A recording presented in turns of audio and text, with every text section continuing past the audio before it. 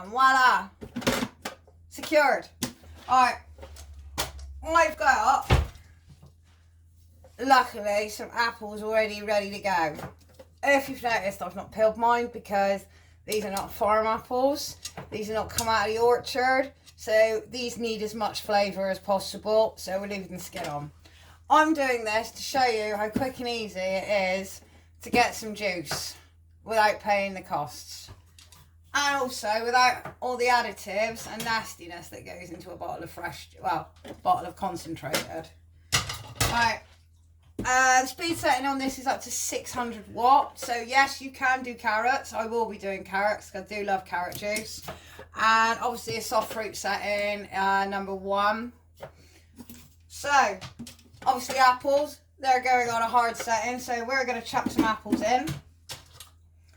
And personally, I don't think it's that loud for a juicer. And off we go. I